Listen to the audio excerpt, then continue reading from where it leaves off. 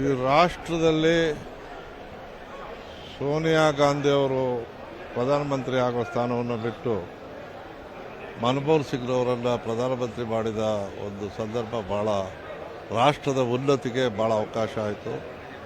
ಅಂದು ಆರ್ಥಿಕ ಪರಿಸ್ಥಿತಿ ಪ್ರಪಂಚದಲ್ಲೇ ದುಸ್ಥಿತಿ ಇದ್ದಂಥ ಪರಿಸ್ಥಿತಿಯನ್ನು ಅವರು ಸದೃಢಗೊಳಿಸಿ ಭಾರತವನ್ನು ಭಾಳ ಸದೃಢ ಆರ್ಥಿಕ ಪರಿಸ್ಥಿತಿಗೆ ತಂದಂಥ ಕೀರ್ತಿ ಮತ್ತು ಅನೇಕ ಕಾರ್ಯಕ್ರಮಗಳನ್ನು right to information, right to education, right to food act, NREGA ಮುಂತಾದ ಅನೇಕ ಕಾರ್ಯಕ್ರಮಗಳನ್ನು ಕೊಡುವ ಮೂಲಕ ಭಾರತದ ಪ್ರತಿಷ್ಠೆ ಹೆಚ್ಚಿದಂಥ ಒಬ್ಬ ಅತ್ಯುತ್ತಮ ಪ್ರಧಾನಮಂತ್ರಿ ಅಂತ ಹೇಳೋದಕ್ಕೆ ಸಂತೋಷವಾಗುತ್ತೆ. ಅವರ ಕೊಡುಗೆ ಭಾರತದ ಏಳಿಗೆಗೆ ಅಪಾರ. ಅವರನ್ನು ಕಳ್ಕೊಂಡು ಇವತ್ತು ಭಾರತ ನಾವೆಲ್ಲ ಕುದುರೆಯಲ್ಲಿದ್ದೀವಿ. ನೋವಾಗಿದೆ. ಇದು ಗಾಂಧಿ 100 ಈ ಒಂದು ಕಾರ್ಯಕ್ರಮದ ಸಮಯದಲ್ಲಿ ಇದಾಗಿರ್ತಕ್ಕಂಥದ್ದು ನಮಗೆಲ್ಲ ನೋವುಂಟು ಮಾಡಿದೆ.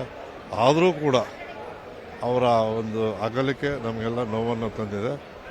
ಅವರ ಅಗಲಿಕೆಯನ್ನು ಸಂತೈಸಲು ಅವರ ಕುಟುಂಬ ಅಲ್ಲ, ಇಡೀ ಭಾರತ ಇವತ್ತು ಅವರ ಕಂಬನಿಯನ್ನು ಸುರಿಸ್ತಾ ಇದೆ.